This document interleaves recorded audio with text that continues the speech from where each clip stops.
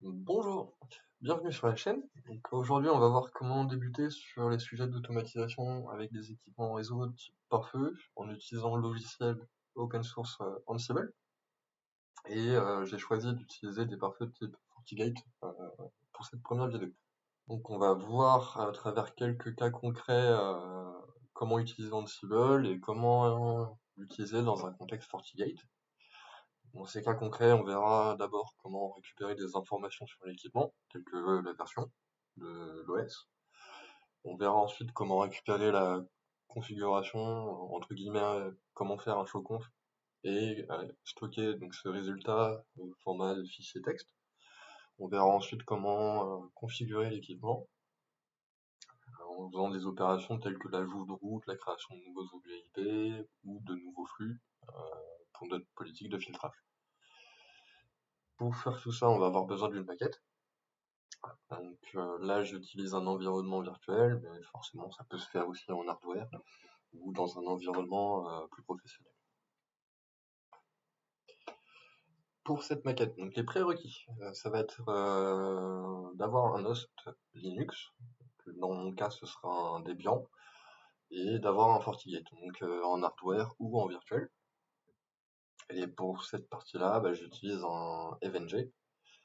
Donc tout ça qui est virtualisé par VMware Workstation, donc le Linux et le EVNG, et à l'intérieur du EVNG, j'ai un FortiGate sur lequel on pourra réaliser nos opérations. Dans les prérequis techniques d'un point de vue connectivité, on va avoir besoin d'un routage OK entre le host Linux et entre le serveur EVNG. Il faut qu'ils soient dans le même réseau, en fin de compte. Et que les flux soient ouverts, mais si c'est dans le même réseau, en principe, il n'y a pas de raison que vous ayez mis le filtrage. Ensuite, sur le host Linux, on va voir l'installation de Ansible à travers un V1 Python, ce qui nous permettra de faire un environnement propre et de partir de zéro, d'un point de vue installation des paquets, etc. Et une fois qu'on a ça, on va pouvoir commencer à travailler sur Ansible, faire un inventaire de notre équipement, ce qui nous permettra de définir les différents paramètres de connexion sur le FortiGate, et ensuite on pourra faire nos premiers tests avec nos premiers playbooks.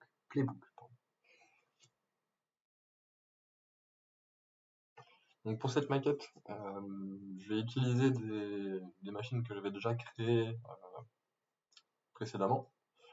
Donc j'ai un host Linux Debian qui tourne sur mon workstation et j'ai un EVNG qui tourne également sur le workstation. Donc là, pour commencer la maquette, une fois qu'on a ça, une fois que les hosts sont démarrés, en fait on va se connecter sur le Linux et on va commencer l'installation dans Ansible. Donc on va sur le Linux en SSH.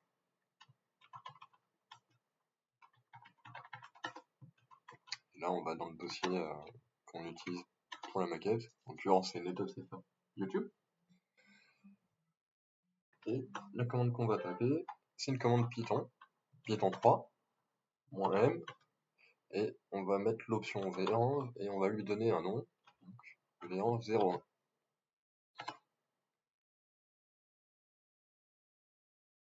Donc là il a fini de travailler. Et en fait, si vous regardez, normalement il a créé un dossier V101 justement, à l'emplacement où vous étiez. Dans ce V1, il y a un dossier bin, et en fait on va utiliser ce dossier bin dans une commande. On va faire la commande source, on va donner le nom, enfin le dossier du V1, le dossier bin, et on va mettre le fichier activate. Donc hop, voilà, comme ça, notre V1 est démarré. Ce qu'on va faire, c'est qu'on va utiliser PIP, c'est le gestionnaire de librairie Python, et on va faire PIP install Ansible, tout simplement.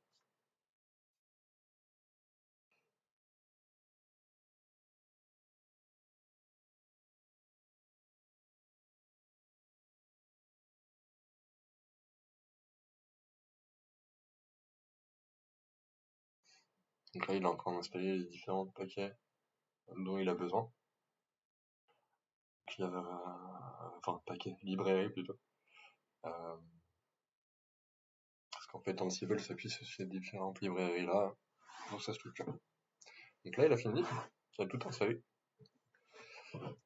Et donc la commande qu'on peut faire pour vérifier la version d'Ansible, c'est Ansible-version. Et là, on voit qu'on a la toute dernière version d'Ansible. Donc, ce qu'il faut savoir, c'est que dans la doc, au niveau de la documentation du module, enfin de la connexion, pardon, c'est une collection de modules. Une collection de modules dédiés à Fortinet, au FortiOS. Il y a des instabilités potentielles par rapport à la version 2.19. Donc, si jamais il y a un souci avec la 2.19, le premier réflexe à avoir, c'est de tester en version 2.18. Et le VEnv, les VEnv nous permettent de tester ça facilement, parce qu'en fait, il suffit juste de créer un deuxième VEnv et d'installer Ansible sur la deuxième version qui nous intéresse. Et ce qui permet de tester les mêmes playbooks, mais juste en switchant de version, enfin de VEnv plutôt. Et donc c'est plutôt pratique dans les phases de développement. Donc là, voilà, on a notre Ansible version. On va pouvoir passer à la création du fichier inventaire.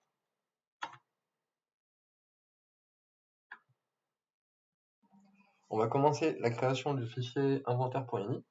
Ce fichier nous permet de décrire les différents paramètres de connexion sur nos équipements.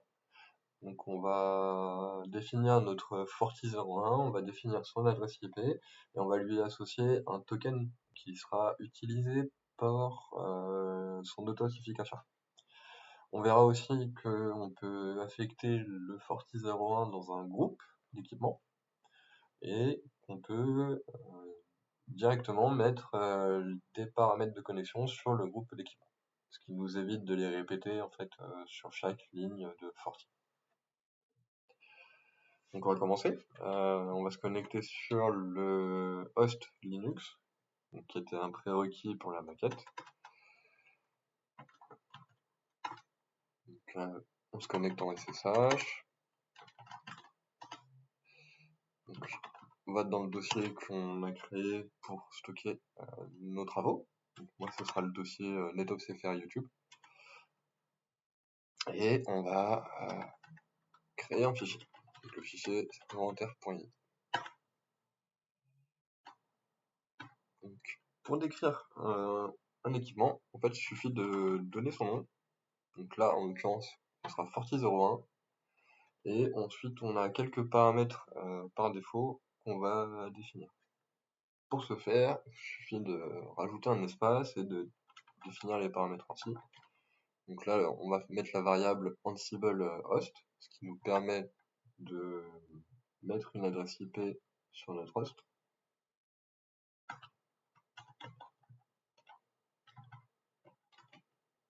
En l'occurrence, on l'a pas créé, donc on ne connaît pas son adresse IP. Et on va lui associer un token qu'on ne connaît pas encore pour le moment. Ok, on enregistre. Ensuite, on va passer sur le serveur MNG. Donc là, la topologie est vierge. On va associer un host FortiGate. 4 interfaces, ce sera suffisant. On va l'appeler Forti01.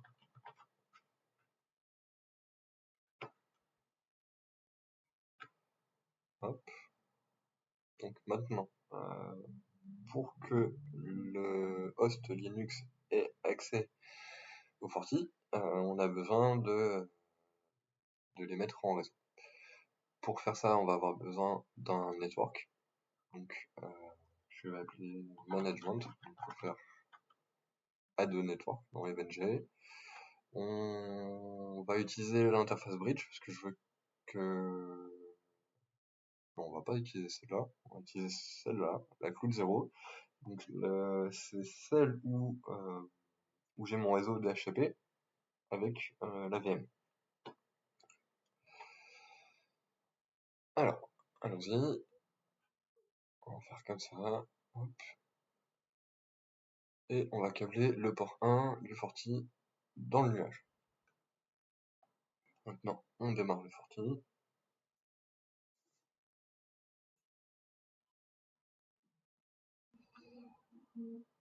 Alors, les Fortis sont assez rapides à démarrer.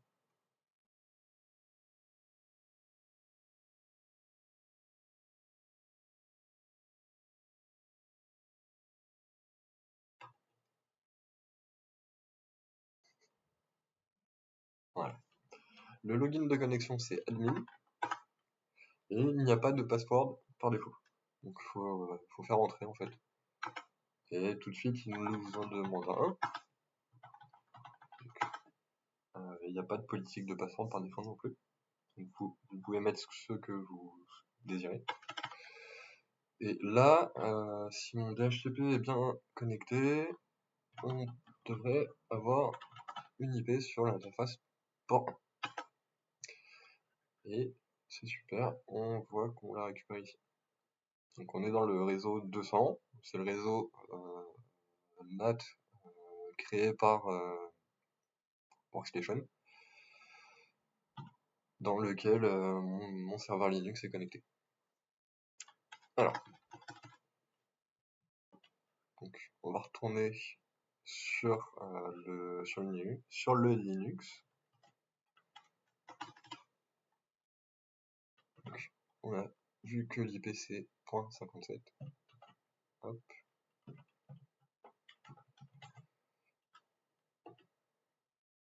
Ok. Là, on corrige le X. On met 57 à la place. Et maintenant, il nous demande juste le token. Pour récupérer le token, en fait, là, on va devoir aller sur l'interface.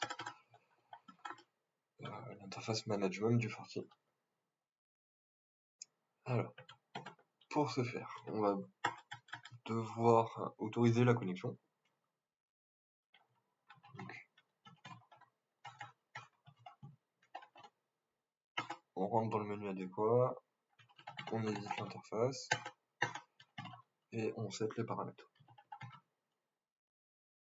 Donc, dans mon cas, je vais autoriser ping HTTP, HTTPS et SSH.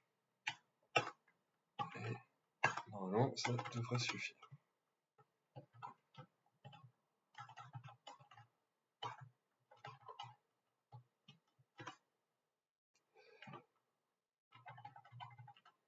Hop, donc là, on a accès à l'interface. On met le password qu'on a défini au tout début.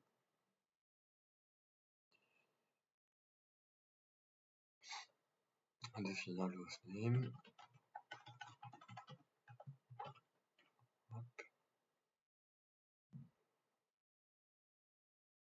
Donc là, le Forti il est en version 7.0.0. Et la première tâche qu'on va faire, ça va être de créer un profil d'administration.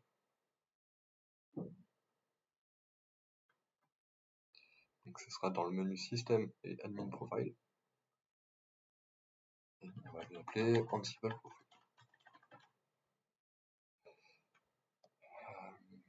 Donc là, pour la démo, on va mettre tous les paramètres en read-write, même les custom.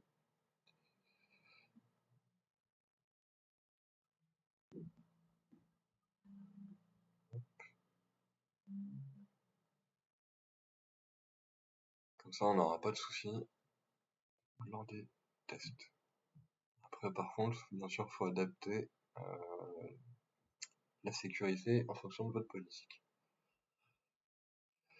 Donc voilà, là on a notre profil, et maintenant on va pouvoir créer un compte qui sera utilisé pour l'authentification par Ansible au moment de se connecter sur les équipements pour réaliser les différentes opérations. Donc on va donc dans Système et Administrators, on va créer un nouveau REST API admin, on va l'appeler Ansible User, et on lui met notre profil qu'on a créé au précédent. On désactive la PKI Group parce qu'on n'a pas de système PKI là dans la maquette, donc on va pas le tester. Et ce sera le seul paramètre, les seuls paramètres qu'on va définir. Là, voilà. Donc là, ce qu'il faut noter, c'est le fameux token. Donc ça, c'est la clé, donc c'est le jeton plutôt, qui sera utilisé lors des connexions par Ansible vers le FortiGate. Donc là, faut savoir qu'on utilise du coup une API et que ça va passer par des flux HTTP et que c'est un moyen différent par rapport au module Ansible classique qu'on aurait sur Cisco par exemple, où là, ça est plutôt basé sur SSH, sur des modèles modules standards. Donc là, on récupère la clé et on va aller modifier notre fichier inventaire. Et donc on rajoute la clé entre les guillemets. Voilà. Donc là on a tout sur une ligne. On a défini le nom Forti01, on lui a mis un paramètre Ansible host qui définit l'adresse IP, et on lui a mis un autre paramètre, le FortiGate Access Token, qui permet de définir le token.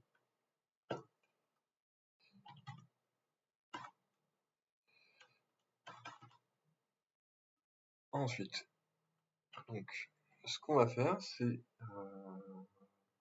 qu'on va voir comment mettre le Forti dans un groupe.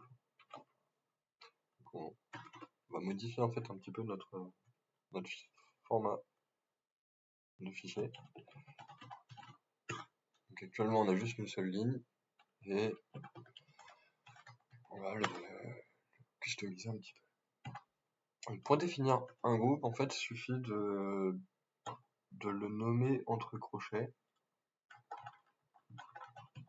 Et là, on va l'appeler mon groupe FortiGate. Donc là, on a défini le groupe, le nom du groupe, entre crochets. Et juste en dessous, on met les lignes qui correspondent aux équipements qui font partie du groupe. Donc là, on a une ligne avec Forti01. Et par exemple, si on voulait un deuxième équipement, on ferait une deuxième ligne juste en dessous, on l'appellerait Forti02. Et on modifierait l'adresse IP ainsi que le token également. Donc là, on n'a qu'un seul Forti, donc on va juste faire comme ça. Et maintenant, on va définir des variables associées au groupe. Et pour faire tout ça, Ansible en fait se base sur des structures de variables prédéfinies.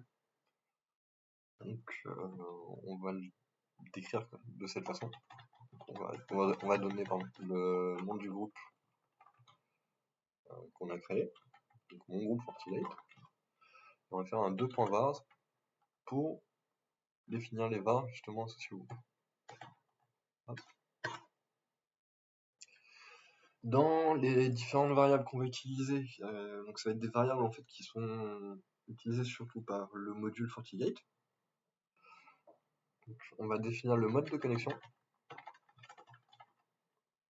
Donc, comme je le disais, les FortiGate pour le module Ansible, en fait, c'est basé sur les API HTTP.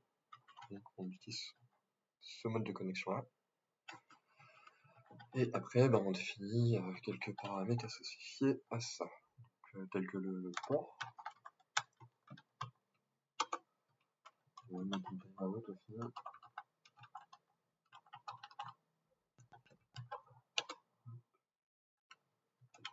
On va définir l'OS pour qu'Ansible sache que c'est du FortiGate, c'est du FortiOS plutôt. Et là, en fait, comme c'est de la HTTP API, normalement, par défaut, faut utiliser des connexions sécurisées avec HTTPS. Là, sur la maquette, on n'en a pas. On n'a pas fait toute la partie d'administration concernant les certificats. Donc on va se passer de la validation des certificats et on va le désactiver, tout simplement. Pour faire ça, il y a quelques paramètres à ajouter.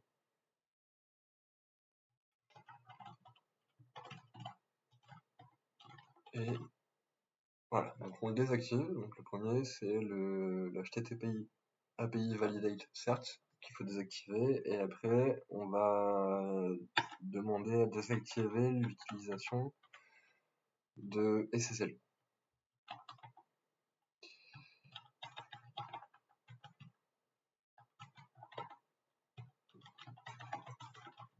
Voilà. Donc là, on a tous les paramètres dont on a besoin pour nous connecter sur notre FortiGate. Et on va pouvoir tester ça ensuite sur notre premier playbook, à travers un premier cas concret.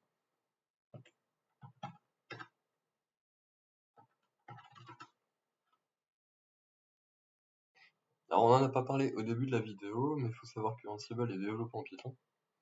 Et pour nous simplifier la vie, il y a toute une série de modules qui sont développés, de sorte à ce qu'on ait juste, nous, à déclarer les valeurs dont on a besoin, et qui seront interprétées ensuite par le code Python qu'il y a derrière. Et dans le contexte FortiGate, il y a toute une série de modules qui existent, et dans notre premier cas concret, nous ce qu'on va chercher à faire, c'est de récupérer la version de l'équipement, la version de l'OS surtout. Et pour faire ça, donc il y a un module qui s'appelle FortiOS Configuration Facts. Et sur ça, il y a une documentation qui existe. Donc, je vais afficher. Alors, tout en haut de la page, il y a le message important par rapport à la version 2.9. Donc, si jamais on a des soucis, c'est potentiellement lié à ça. Mais normalement, tout va bien. Alors, ce qu'on retrouvera aussi d'important, ça va être les différentes valeurs qui sont autorisées, enfin, qui sont nécessaires plutôt, ou pas. C'est-à-dire qu'il y a des valeurs qui sont optionnelles. Et ce qu'il faut qu'on voit, c'est la partie exemple, tout en bas de la page, où il y a des exemples d'utilisation du module. Donc un exemple plutôt concret serait d'utiliser le module pour faire un get all. Et ce qu'il faut qu'on voit, donc c'est les deux valeurs importantes, ça va être le VDOM qu'il faut définir et le token d'authentification. Une fois qu'on a ça, il y a le paramètre selector qui va nous permettre de réaliser des filtres en fait sur la sortie, la réponse du FortiGate. Donc maintenant, on va commencer notre premier playbook. On va se reconnecter sur le serveur. Hop, je retourne dans le dossier. Et là, on va nommer notre fichier. Et comme c'est un format YAML, on met un YAML à la fin. Donc un format YAML, ça commence toujours par un triple tiret. Et ensuite, on définit le nom de notre playbook. Donc, on utilise l'option name, notre premier playbook. Ensuite, on va déclarer les hosts sur lesquels on va intervenir. Donc là, on va mettre le groupe FortiGate, enfin notre groupe, et donc c'est mon premier groupe. Hop, donc mon groupe FortiGate, je crois. Alors, je vérifie. Ensuite, ce qu'il faut rajouter, c'est une option qui est faite par défaut, mais que là, on va désactiver volontairement. Cette option, c'est GetterFacts, qui permet de récupérer tout un tas de variables, mais dans le cas présent, on va pas l'utiliser. Donc on le met à nous. Donc ça, c'est les paramètres importants pour définir le playbook. Et maintenant, là, on va définir les différentes tâches qui doivent être réalisées. Donc pour faire ça, on définit les tasks. Et ensuite, on va mettre un name pour chaque task. Là, on va dire qu'on veut on veut récupérer les informations. Donc, entre parenthèses, la version. Hop. Et pour faire ça, on va utiliser le module dont je vous parlais de la collection Fortinet.FortiOS. Donc le module c'est FortiOS Configuration Fact au singulier, et donc on va définir le fameux access token.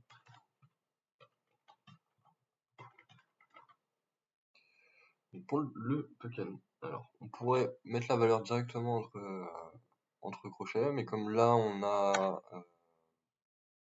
la variable qui peut être différente en fonction du host, comme on utilise un groupe, bah on va utiliser la notation Jinja pour injecter la bonne valeur qui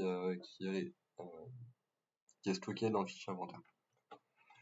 Donc, pour la notation Jinja, on veut mettre une variable, en fait c'est entre double crochet, et comme elle s'appelle FortiGet Access Token, on va faire comme ça. Hop, et après il faut mettre un petit entre guillemets pour entourer la variable, pour que ce soit pris par Ansible comme un format string. Donc là on a le VDOM, on a le token, maintenant on peut mettre le selector pour filtrer les valeurs. Et si vous regardez bien, donc il y a plusieurs façons de déclarer le selector. En fait, il y a un selector au singulier et il y a un selectors au pluriel. Dans le selectors, on peut mettre toute une liste de paramètres. Donc là, quand vous voyez un tiret, en fait, c'est pour définir une liste. Et dans cette liste-là, on a un premier item qui contient 2 dictionnaires. Donc c'est 2 clés et 2 valeurs, dont la deuxième valeur dont la valeur de param elle-même est un dictionnaire aussi. Donc là on va faire quelque chose un peu comme ça, mais en plus simple. Donc ça va vous éviter un petit peu de recherche. Donc on revient là, on met un selector, et le selector ça va être system status. Ensuite on met un params et on le met entre les crochets. Donc une fois qu'on est là, si on fait rien de plus, en fait Ansible il va interroger le FortiGate, et voilà. C'est-à-dire qu'il va pas stocker la valeur que le FortiGate aura répondu, enfin sa réponse en fait, et il va pas vous l'afficher. Donc pour stocker la réponse, on va utiliser l'option register de Ansible. Et ensuite on va dire qu'on veut stocker la réponse du Forti dans une variable qui va s'appeler Forti_status. Donc ça c'est totalement arbitraire. Vous pouvez mettre ce que vous voulez. Ensuite là si on fait rien, toujours, donc Ansible en fait il stocke la réponse, ok, mais il l'affiche toujours pas. Donc pour lui demander d'afficher ça, en fait on va faire une deuxième tâche et on va lui donner un nom.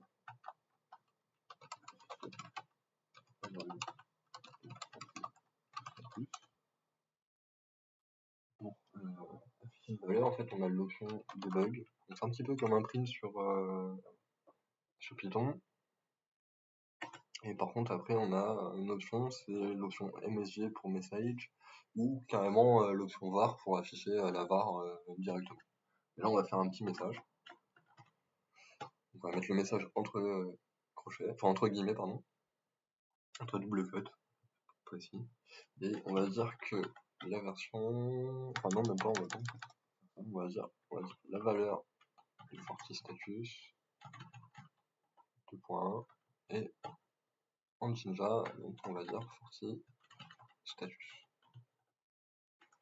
Donc là ça va nous afficher la réponse de manière assez brute. Et là, on va faire un 2 points double véhicule pour sortir de vie et sauvegarder le fichier. Hop. Donc, je réaffiche le fichier. On dit que le nom c'est ça, mon groupe affiliate, donc c'est le nom des équipements sur lesquels on va intervenir, git orfactano, et après on définit les tasks.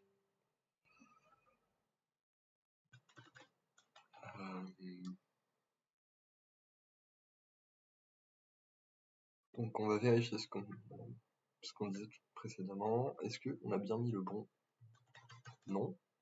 Donc ça c'est la valeur dans le inventaire. Donc le groupe qu'on a créé tout à l'heure, c'est mon groupe Fortigate, et on a bien mis le bon. Donc, normalement il n'y aura pas de souci.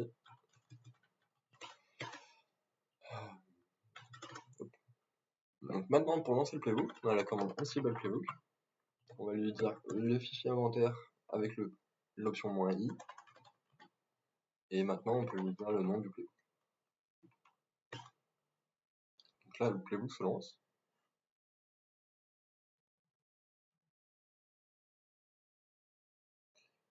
Et il a récupéré les informations.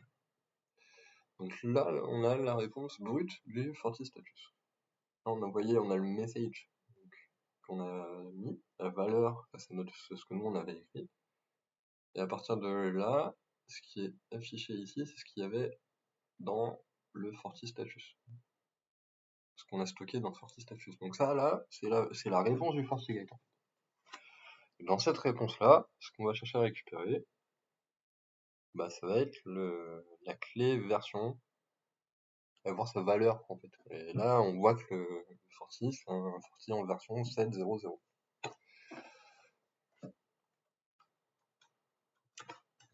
Donc maintenant, si on veut afficher de manière un peu plus fine le résultat, il va falloir qu'on modifie un peu notre playbook. Donc on va rajouter une petite task pour voir les choses différemment. Hop.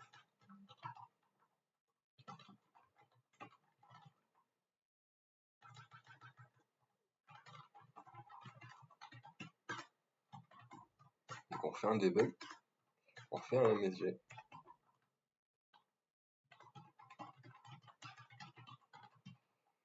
Donc là, on réutilise la notation Jinja. Et par contre, donc on va utiliser donc toujours la clé FortiStatus, parce que la réponse elle est contenue à l'intérieur. Par contre, on va aller chercher dans une clé qui est contenue dans le message. La clé s'appelle meta, et on va lui demander de prendre le premier item de la liste, parce que meta est une liste. Et dans cette liste-là, on va avoir un dictionnaire, c'est une clé, et c'est la clé version. Hop. Donc là, maintenant, une fois qu'on a noté ça, on peut fermer le double crochet de la notation Jinja, et faut pas oublier de fermer avec le double cote notre valeur de MSI. Donc là, normalement, si on a bon, on devrait avoir un truc un peu plus précis. On rappelle la commande pour lancer le playbook. Et voilà. Donc là, on a la valeur qu'on cherchait. Donc avec ce playbook là, on a vu comment récupérer quelques petites informations. On peut voir aussi qu'il y a le build, le numéro de série. Là, en l'occurrence, c'est à peu près tout ce qui m'intéresse. Et on a vu après comment l'afficher de manière un peu plus simple.